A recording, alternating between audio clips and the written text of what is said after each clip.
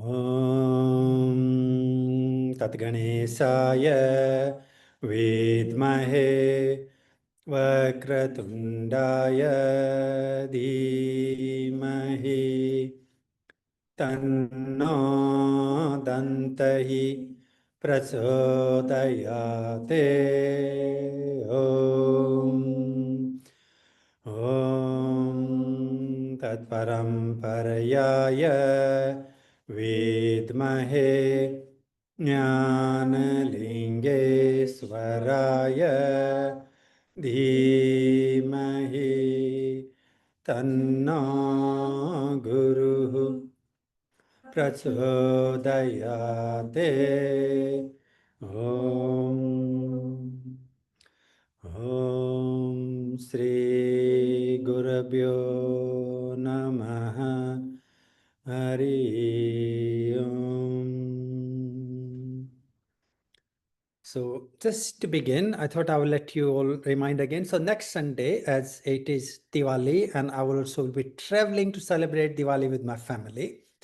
So there will be no lessons, so we can have a week off. The morning practice will be continuing again from the Monday morning will be the class. I'm not talking this week, I'm talking the next Sunday, okay, week after Sunday.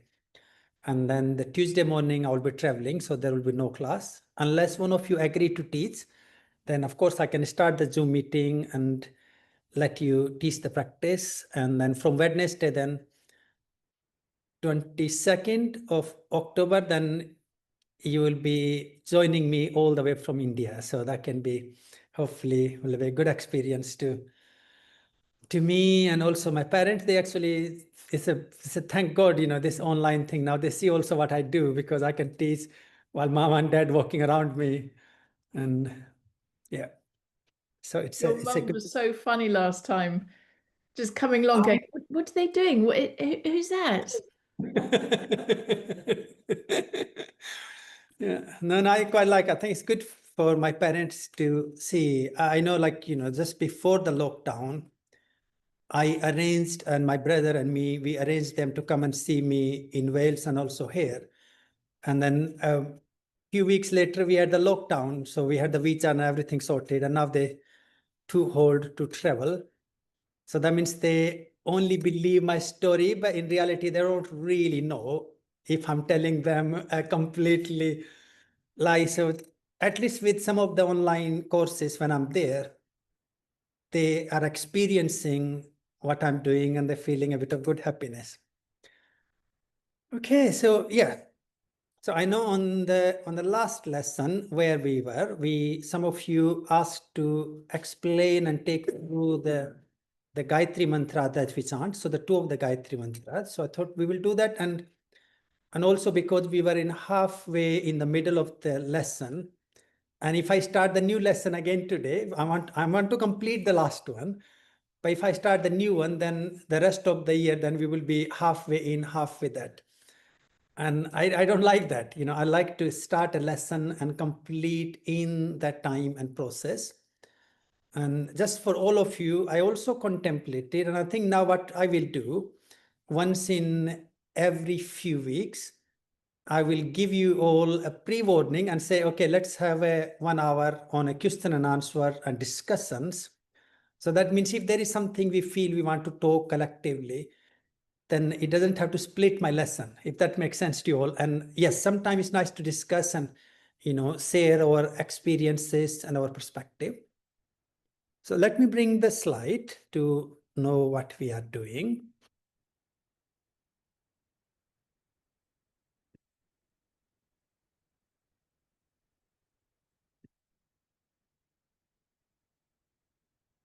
So in the two of the Gayatri mantras we recite or we chant in our sessions at the beginning, when we begin, the first Gayatri mantra is dedicated to Lord Ganesha. Now the Ganesha, you can see, you know, he is elephant-headed human being, which is a symbolical representation of the union between the human and the animal form. Means it's not that animal form is lower or human form is greater. they both have their own role to play in our spiritual union or the spiritual evolution. Now, in most ashram or the wisdom traditions, Lord Ganesha is very important. And in our Indian history, the Itihasa, now I'm talking about our last cycle, the cycle of Kali Yuga where we are, the Kapila Muni, he realizes all this Vedic wisdom with the blessings of Lord Shiva. And after his realization, think of like suddenly you have invented or you realize all this wisdom, how to be healthy and well. Then you go back to where you come from. So he goes back to Lord Shiva and said, thank you for blessing me with this wisdom, this realization. What should I do with it? So then he was told by Lord Shiva that go and compose or write these scriptures so the generations yet to come, like people like us, can benefit from it. So Kapil Muni, he comes back to his ashram and he starts to write the scriptures. Now think of what we are learning on this course. Will be going through the wisdom from certain Vedic scriptures and the Upanishads and the stuff. Now, if somebody has to write 20 of the courses we are discussing here, well, he started to write and then he got overwhelmed and threatened. It's like, how do I do it? So he come back to Lord Shiva and then he was blessed. He said, well, take Ganesh with you. So in here, then the Ganesh, he is the typewriter. Okay, so he typewrites or he composes all the teachings that Kapil Muni was narrating. So he says, he speaks, and then it was written by Lord Ganesh. Now, the second thing you see, he is elephant-headed because the elephants have the most amazing memory. Now, I don't know how truth it is, okay, because I am not an elephant to prove it. But the scriptures say, including Ayurveda, that an elephant have the full access to the astral knowledge.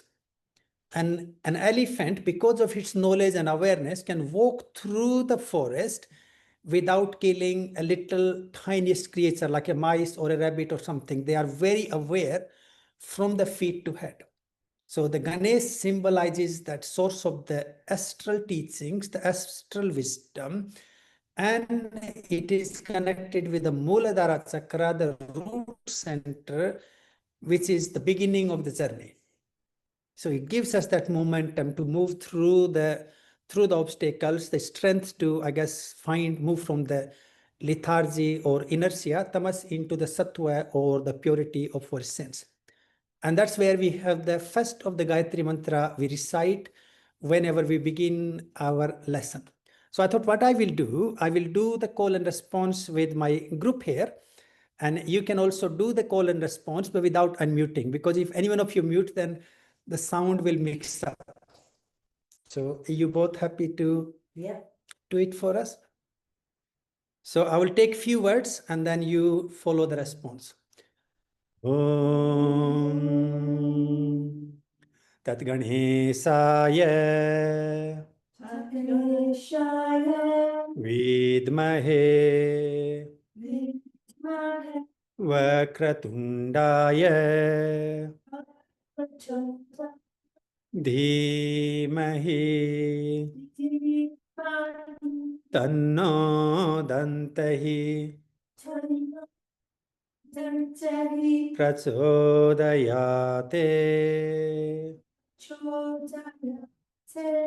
Om. Let's sing once together. See if you all wish to join too. I know some of you know it very well because you've been chanting it for some of you maybe longer than me. So let's try together. Om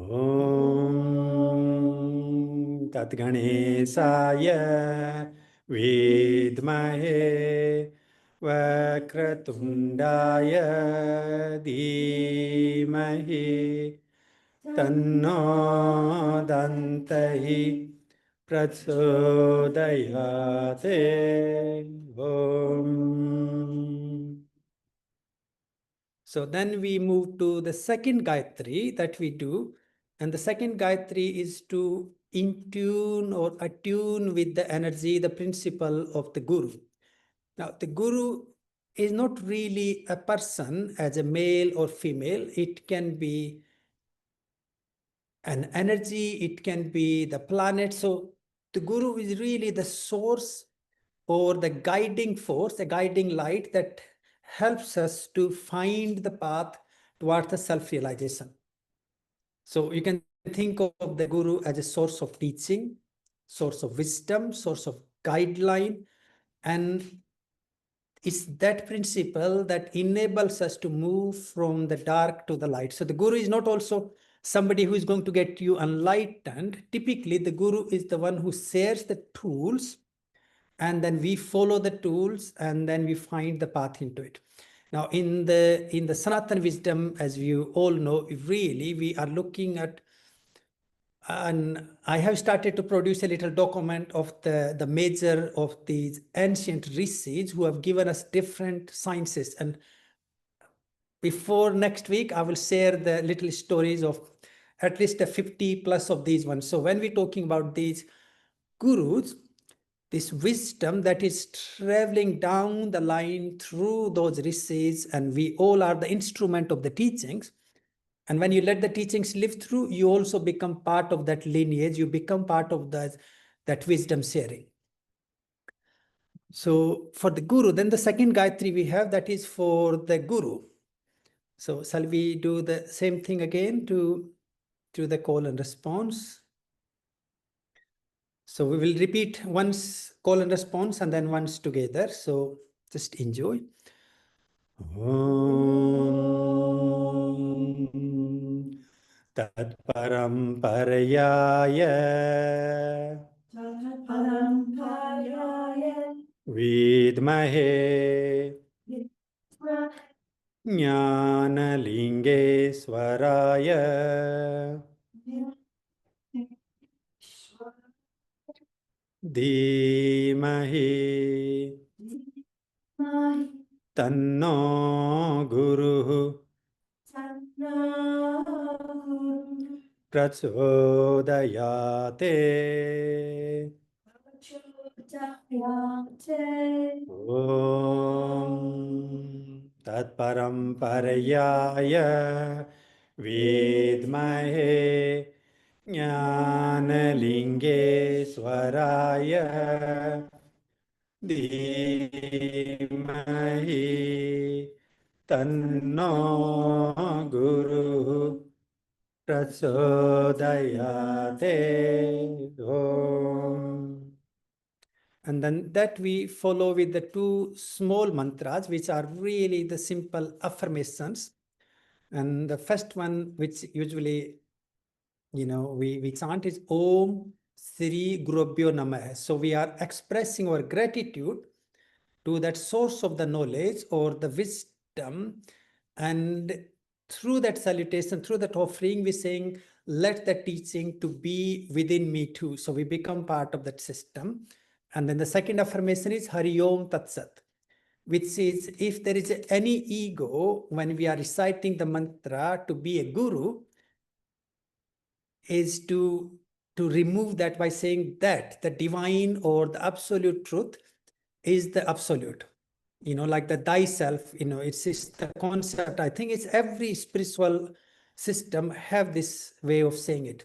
So let's chant that together, or you can just enjoy listening. Om Sri Gurabhyo Namaha Hari Om. Now, when we do this sort of, you can call it a mantra chanting or the affirmation, the way I find the benefit of it is I see it like I'm releasing my own ego or my identity and saying that, I'm just trying to be the tool, the instrument to use that wisdom, that teaching, and allow that to flow through me. So that means we are just the instrument. And why we are instrument?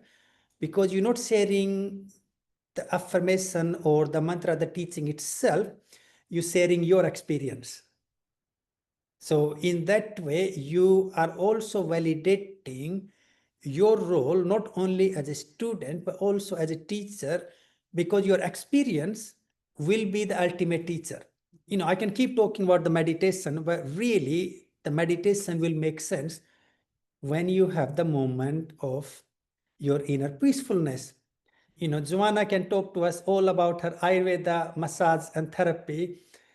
But the wisdom is great to know, but the real experience will benefit when you let go and let her do her magic therapy.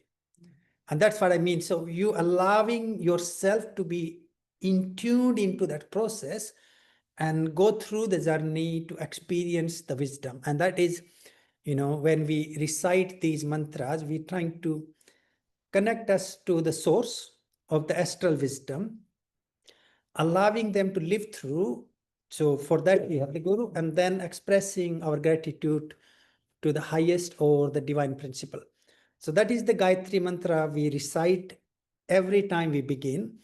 And then we have the closing prayer, which is, to me, I think, as a human being, if we are to recite a prayer, it's really one of the most potent thing we can sing as we sing it. Let all that be happy, be peaceful, be blissful. And of course, in the Sanatan, that's not only, there are so many such prayers where we create that blissful being. So shall we do that to also, then we move into our main lesson as we go through. So the next prayer we have is the universal prayer. I think let's do the one call and response, and then we sing one together. I think this is, I would say, probably more of you are aware, as I know so many yoga schools, even the ones don't follow very much traditional approach, even they use this prayer as to begin or to close. So we'll do the call and response again. Om Loka Samasta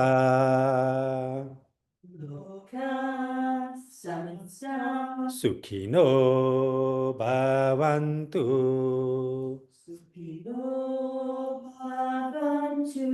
Sarve Janaha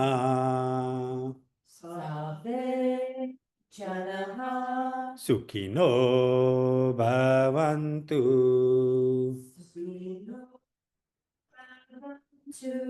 Om Shanti Shanti Shanti Om Shanti Shanti Shanti Om Loka Samasta Sukhino Bhavantu Sarve Jana Sukhino Bhavantu Om Shanti Shanti Shanti Om. Okay, so let's come back to our lesson as we were. So we started our discussion on the concept, the principle of karma and dharma.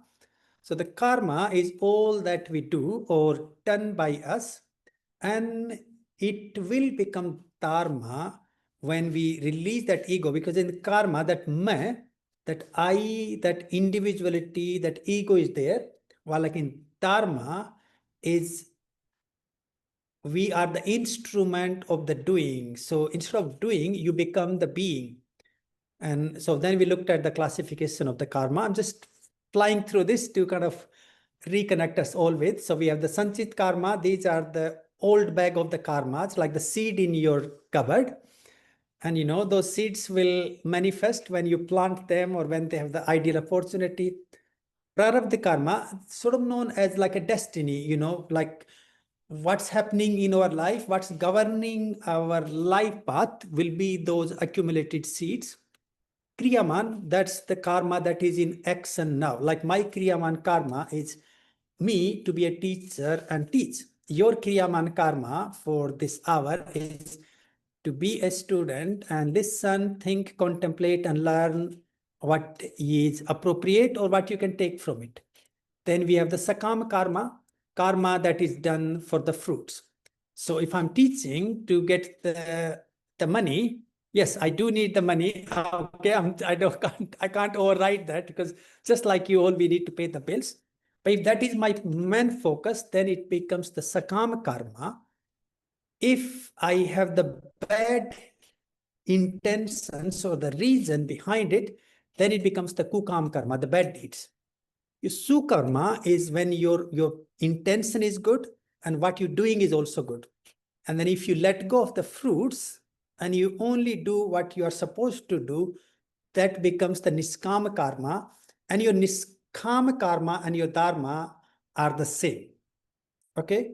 So all the karma we do, that itself will evolve into your dharma when it becomes effortless. And probably when we come to today's lesson, then we will see why it is like that. And then we looked at the two principles of doing and being, which we discussed last time. I think we understood, looked into the karma, all that is done or happening by us in our thoughts, feelings, emotions, our speech, and our actions, physical actions.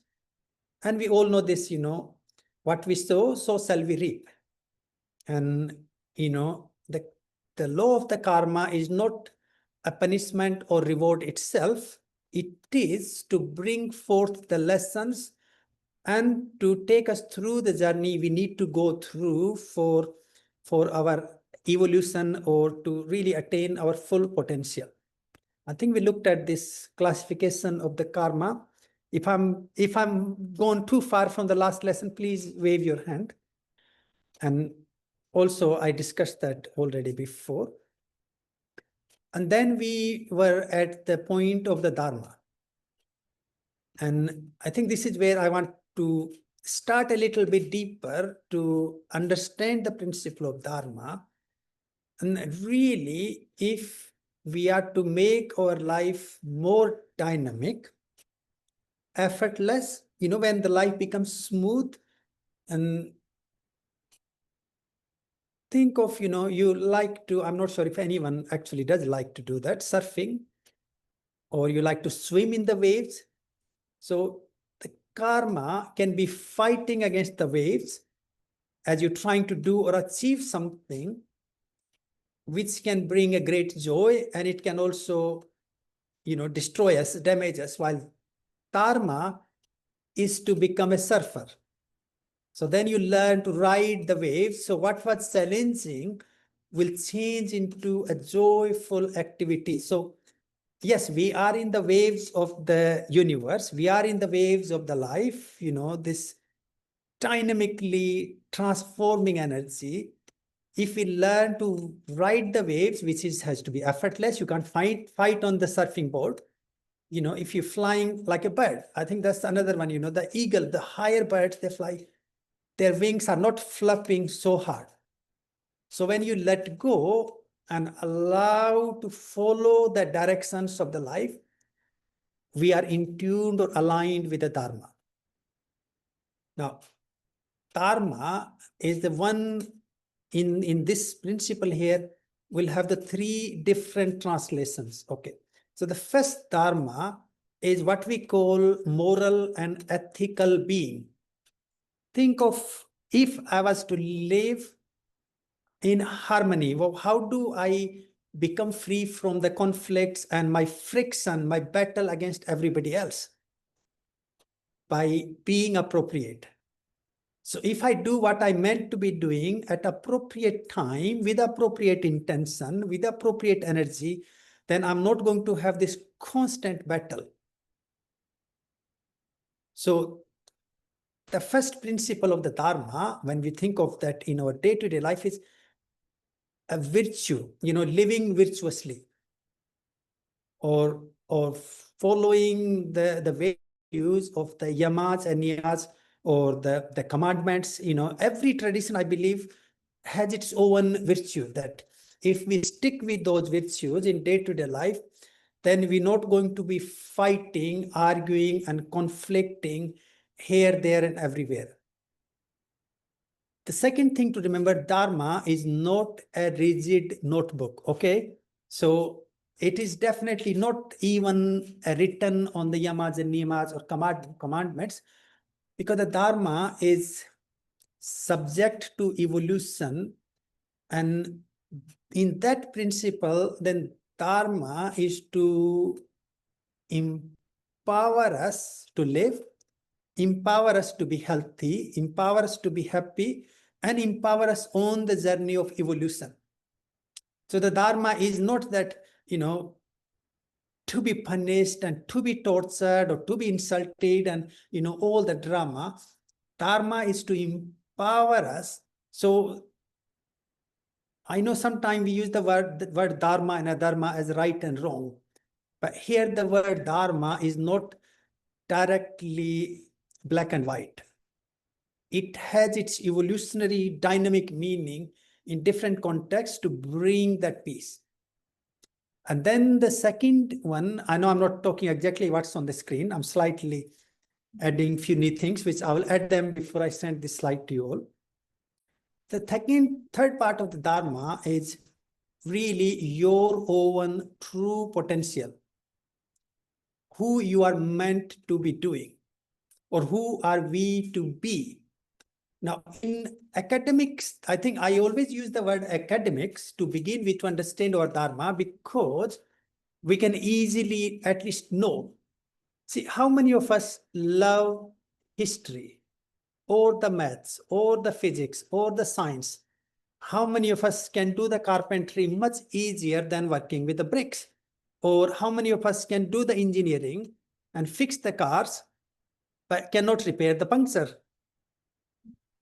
See, I'm just even like in the same thing, we can be so greatly in tuned with the one thing.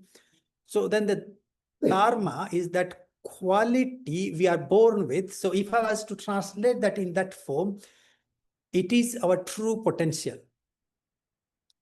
Now, with this third principle, I also want to add, we are not born only to live one potential, okay?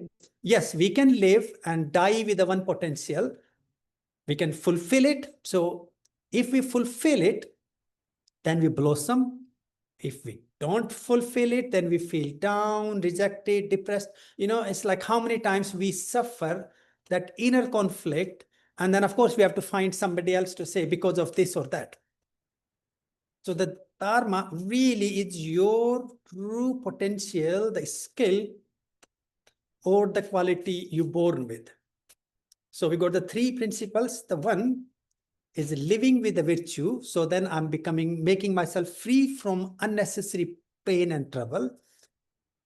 The second one is to align your life with the rhythm to live well, to live healthy, and live happy. Here to me, one of the simplest thing you can think of your basic biological rhythms and needs. That will be a very important part to define your Dharma. Eat appropriately, sleep appropriately, procreate appropriately, celebrate and bring joy in your life appropriately.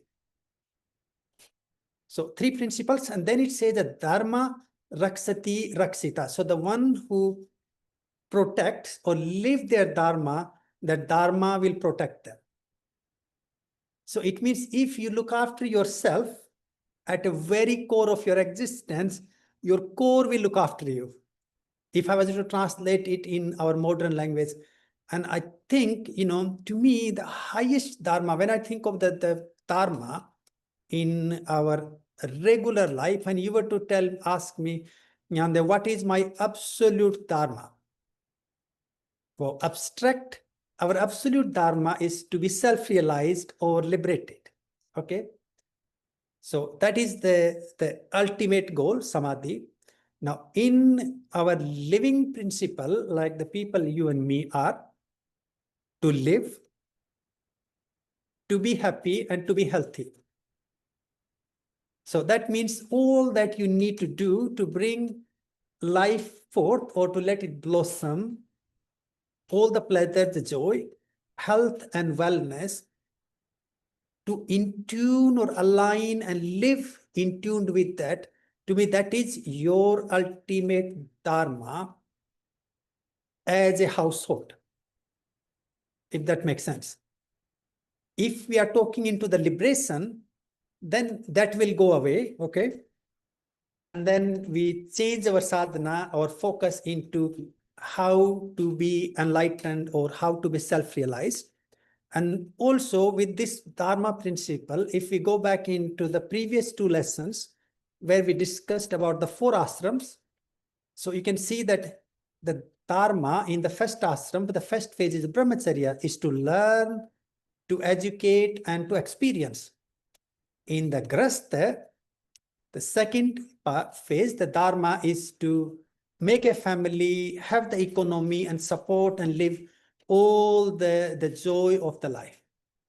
In the third cycle, the Vanaprastha, you step out of that household and the responsibility and you share your wisdom, you educate, like the grandparenting or, helping the next generation in making the support, that economy. And then in the fourth phase, which is the Vanaprastha, you renounce everything and your primary dharma is to work on your enlightenment, your liberation, your transcendence. So it means our dharma is continuously evolving. And if I was to use another word in our day-to-day life, it is to live appropriately. Be appropriate, behave appropriate, and live appropriate. So that's sort of like a little bit of change I feel, over the years. So let's keep going further into the lesson. So then now we are looking at putting the two together, isn't it? The karma and the dharma. So the karma that is done by me as an I do, I speak, I teach, I eat, I cook, I do this. And then the dharma is when that I is taken away and I become the instrument. So that means that that ego has been taken out and you become the instrument of the doing. So if there is a way you can put the two words in your perspective, the one is doing and the second one is being. So the doing is karma, being is dharma. When we are doing something effortless, I know in a Western language, it's like, I'm in my element. So nobody need to, even you don't need to force yourself or have that conflict to do, you just become the being. So the karma supports the sustenance of the universe, of the life cycle, and then the dharma transcends that sustenance into a blissful flow, a dynamic flow. So think of if the karma is for the bird, is to flop the wings and work hard to rise into the sky. Dharma is to let go and float freely. Now, I'm not saying that dharma is actually effortless. Dharma doesn't take your work or your hard work. No, it is physically, it's same, but at a level of mind and ego, it has a very much different meaning. So if I can replace my I and ego from the karma, then that means I'm freeing myself from all that category of the karma. So we got the prarabdha karma, the accumulated seeds. We got the kriyaman karma. We got the sanchit karma. Either it's positive or negative. When we change that attitude, that perspective into dharma, then we are liberated from it. Now, the actions done under the umbrella of dharma, of course, they are also aligned with the virtue. So you can't come and tell me that there was somebody walking on the road and I beat them up. I see myself as the instrument of beating somebody up. And that was my dharma, okay? So that's not dharma. That will be the karma, the bad deed. But yes, you can say that there was somebody on the road was abusing some innocent people and trying to beat them up, or they were beating them up, and you had the strength to stand in middle and push them away and probably gave them a punch or two to sort of protect or defend, then because now you are instrument to protect an innocent, protect somebody else's life, then you will say that then will become your dharma. Now, if you did that because you want to prove to the people how great warrior you are, then that will be the karma. And if you did it only sake of defending those people, not to go viral on the Facebook or Insta posts, then that will be your dharma. So it means even our good deeds, they're not always a karma or dharma. Think of like, if you go to, I don't know, like a charity place, you go to an old home and you take a food and you feed elderly people a nice food, you give them some love and care, but you're doing it because you want to make lots of Instagram reels. Seen quite a lot these days. Wow, that will be a good karma. Okay. But if you're doing it because you got the time, you got a little bit of money, and you love and care for those people, and you're doing it because it makes you feel better, it helps you to feel that love, and you're looking after people, so then that will become dharma. So there is not a big difference between the karma and dharma. Our attitude and perspective make a big difference. Now, so far, we are talking about a bigger picture of Dharma, the evoluting picture of Dharma. Okay. Now we need to come to what we have the next term is Swadharma. So the Swadharma is my potential as a being, and we all are born for a unique purpose. Okay, that's something Lord Krishna explains that we all are born to be fulfilling a unique purpose. And that unique purpose is easy to begin with by understanding the law of the nature. Because in that natural cycle, you see that there is a earth, the grass, the bushes, the plants, the trees, and also you have the animals, from the very little slugs to break down the grass, and then you go to the rabbit, and then you have foxes, you have the lions, tigers, and so there is a complete cycle where every life has its own role to play. So for a tiger to know its dharma, for a cat to know its dharma is easy because they are naturally born to live their dharma unless and until we manipulate them. Then, of course, the cat we have around, she lives 80% of her dharma, and other 20% she wraps around Catherine's legs to say, oh, I can't be bothered walking around and hunting what I supposed to be. Please give me milk. And I'm just saying it because it's nice to have a 2 weeks break. Okay, I'm not complaining because otherwise she would be wrapping around my legs. But we human being, we are a little bit more dynamic or more messed up. So if you want to take a positive word, you can say we are more liberated. So it means each one of us actually born with a unique identity. Like we talk about somebody's personal traits, don't we? We talk about somebody's skills. We talk about some intelligence. We talk about somebody's qualities. So that Swadharma is our inert quality, the purpose of the life that we are born to live. Some of us may be born to be a doctor, maybe a teacher, or maybe a nurse, or maybe an engineer. And I think it's amazing to see, like, when I think of my own 3 children, I can see, each one of them clearly what they need to be.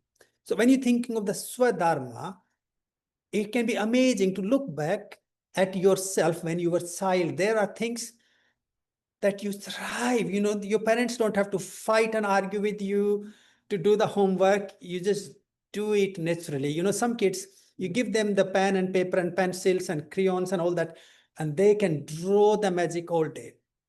Some kids, they can just have fun with the physics or the history or the stories, the books. Some are good with certain things and not good with other things. So the Swadharma is that gift that we're born with. And in the Swadharma principle, this is really where the Varna system, which in modern time, people labeled it as a caste system in Hinduism, which probably in the next lesson, I think I will talk about that to expand our understanding of the Dharma a little bit further. So that true potential, the true calling, and each one of us have that. And Krishna says, living your own potential and failing million times is better than succeeding in somebody else's potential and succeeding million times. So doing your own personal things that you are supposed to be doing, you meant to be doing, unsuccessfully is far more better than doing somebody else's things successfully. Which I see it as another way to look at that as a positive lesson is keep doing what you naturally feel drawn to, but it need to be aligned with what we call the virtue. You know, it need to be good for you, good for other people's. You know, you can't say I just love traumatizing people and then I keep doing it. I'm good in doing that. And so I'm not talking about that. Okay, it need to be good for you and good for other people. But if you know what you meant to be doing, then keep doing it. Amazing thing though, in Bhagavad Gita, as you can see the reference, and so Krishna says, sort of think, you realize your potential. Okay, now some of you may realize, okay, I'm born to be a yoga teacher. Well, he said at some point, you feel you succeeded and you achieved all that you needed to achieve. He said, it's time to leave that behind and start the new journey. So take a new task. So we are not born, I believe that, and I live that in myself too. We're not born to live one Dharma. We are born to live many Dharmas. And I think to me, I really enjoy that idea even on my life, because when I have people with me, and some of you know what I'm talking about. See, when I'm teaching, I can have my place as a teacher. And when we walk out of that, I can be a complete friend. So in Swadharma, you can be a brahmachari, disciplining your energy, closing yourself into go inward. Then you can be somebody who is seeking all the pleasure. Then you can be the teacher, and you can also renounce. And to me, that's the dynamic way you can live all of this in the same day, every day. And that's how I see the highest level of this concepts we're looking at. It's changing it in every day. And then I found this really truly exercise, and it was actually, I picked it from one of the neuroscience of working on the habits stuff. And then I rewrote it with our yogic or the Sanskrit and the Upanishadic scriptures. And this is to go a bit more further into working through the Swadharma. So this is your unique inherent quality or the purpose to live, to evolve or go through, following our own path.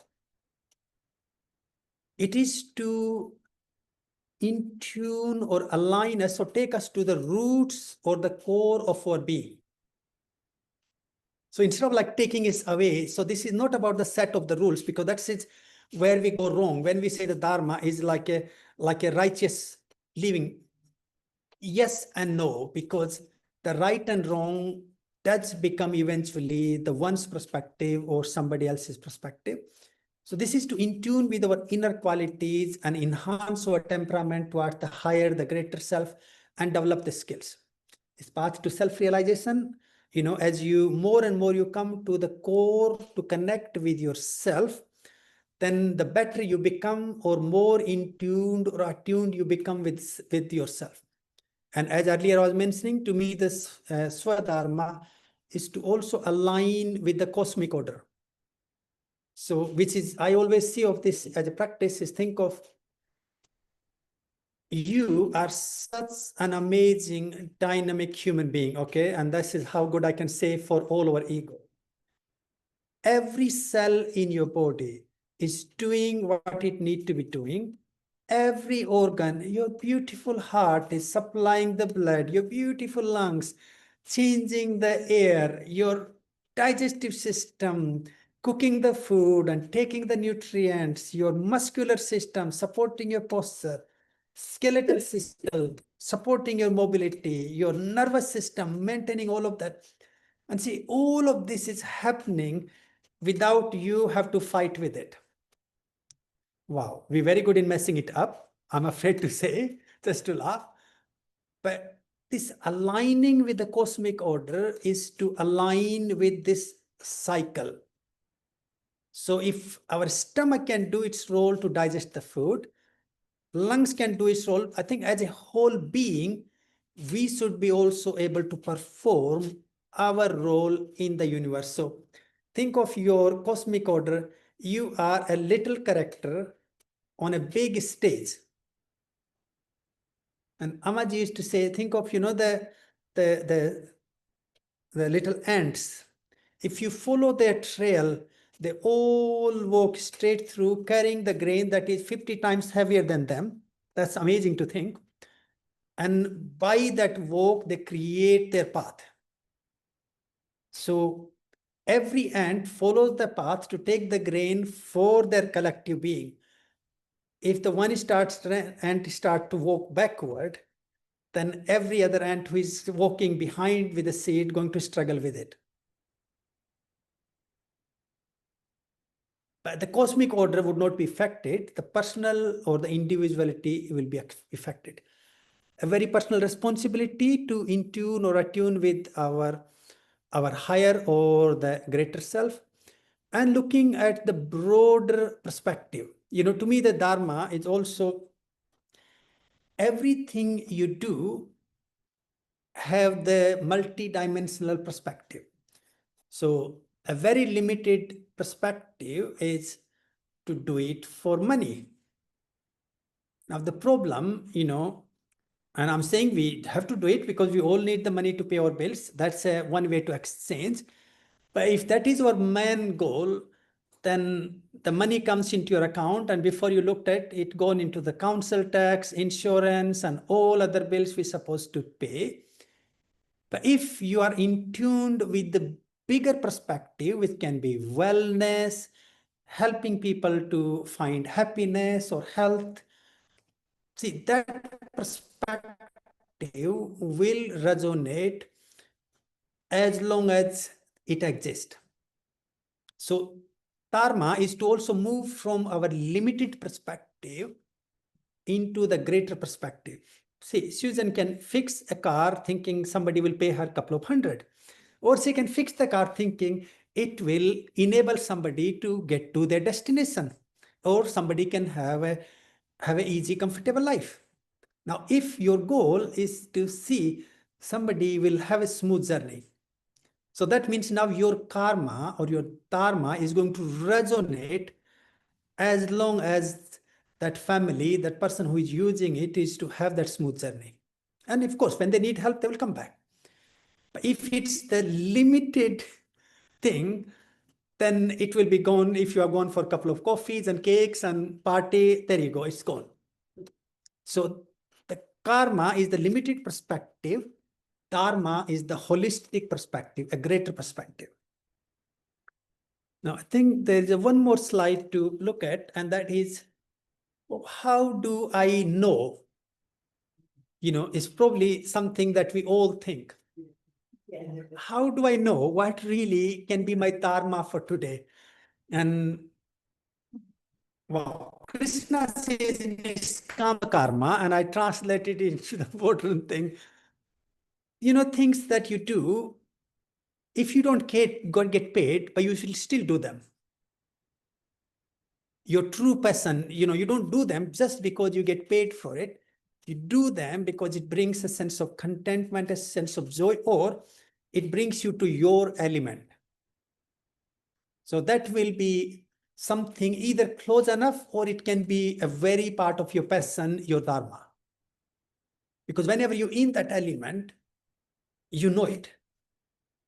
The second clue is in our childhood time. As I was using earlier, somebody is good with physics, math, or science, art, writing, poet.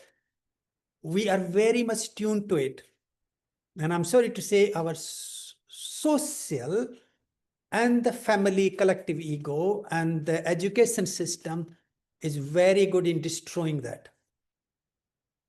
So we can label somebody easily with a limited or the learning disabilities instead of seeing what they truly potentially born to be.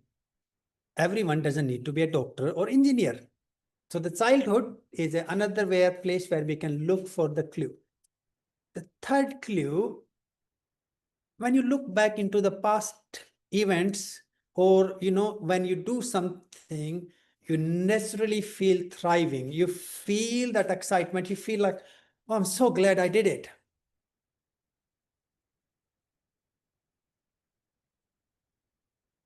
And then the fourth one, or the fourth one is looking at the obstacles. Now, if the obstacles are outer, okay, then that can also mean the universe is preparing you for your journey. So I don't want to say if you're having a hitting the obstacles outside. So say if you're trying to teach yoga classes and you feel you enjoy it, but every time you teach, there is somebody who is going to come and give you a critical feedback and try to knock your confidence off. I'm not talking about that, because that obstacle is to enable you to say, no, I've done my best and I enjoyed it, and there are other people who enjoyed it. So then, but there are inner things where every time you try to do it, it creates a blockage. So that can be a hint where your intuition or your inner voice of your heart, your spirit, is telling you this is not for you. I think probably, what we do say is a gut feeling. Sometimes we say it, or we say the instinct, where you're trying to do or go for something and your heart is churning and saying, don't do it. Sometimes we do first time, it's okay. The second time we get that don't do it. Third time we get that don't do it. So when you're hitting those inner obstacles again and again and again, that I would say can definitely giving you a red sign or a red alert to say this is not the path. So things bring you to your element, your own true skills, your abilities, things you really naturally feel drawn to, but they also help you to grow, help you feel stronger, better, healthier. That will be your guideline seeking for Dharma. And ultimately, of course, if you want to be something, there is nothing in between you and your potential. So that also means if you want to become something that maybe everybody else is telling you, including yourself, you cannot do it. No, still you can break out of your limited skills. We can develop them by repeating something again and again. You can rewire your brain, you can rewire your biology, you can rewire your intellect, you can rewire your philosophy, your perspective, your faith. So also as a universal dharma, each one of us also have the perfect blessing or opportunity to be what we like to be. So Dharma tells us to tune with our potential, but it is not to say we are limited to that potential. And this is where I want to conclude. Just because you have born and feel like this is what I'm meant to be doing, you're not limited to that. So you, all the time, you do have your opportunities, your ability to change. And for change, yes, we have to work on it, because you got to rewire your mindset, your anatomy, your brain, your biology. In school, I remember many years ago, there was this little girl, and probably I've never seen so stiff and amazingly intellectual. Okay, she was top of the academics. But every time I had my gymnast group of the yoga students, she hated it. And somebody sort of teased her that this is not for you. Just like, somebody teasing, because usually, see, the kids like me, they get teased all the time. Academics are not good for you. So it happened other way around. And then see, girls come to me and like, sir, can you please help me? I also want to become gymnast. So yes, we worked hard and went through all the kriyas and prakriyas to gain that flexibility. And then she become really a great academic and also become great gymnast. So regardless of what we are born with or how we are born, we also have been blessed with that potential or the quality to make a change. The question always will come back, do we want to make a change? Do we have intention to make a change? And are we happy to allow that change to happen? Because many times we talk a story like, oh, I like to be this, I like to be like that. But whenever that is trying to happen in our life, we put the foot down and like, nope, I'm not doing it. I'm not allowing that to happen. And that is, to me, a really a complete picture of looking at the karma and dharma in life. And really, the only freedom we have is to live our karma and tune with the dharma, which will make you the best of yourself in your life. I think I will stop there. Any questions or anything anyone want to add or say? Please go for it. You all can have a couple of minutes.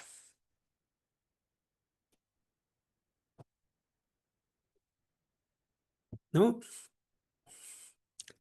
If no questions, then we can do the closing prayer, and that's fine. Thank you. I know it's quite a lot to contemplate, and I'm going to repeat it again just to remind your spirit, regardless of the what world tells us or what we have been telling us, brainwashing or controlling ourselves, still we're not bound to that. Okay? Nothing that bounds or binds us. Yes, there is a Google map, life trajectory, but your dharma, by tuning yourself to your greater self, your positive, your joyful, and your disciplined self, you can change that trajectory and be who or whatever you like to be. Om Loka Samasta Sukhino Bhavantu Sarve Janaha Sukhino Bhavantu. Om Shanti Shanti Shanti. Om. Namaste, everyone. See you all for next lesson. Bye-bye.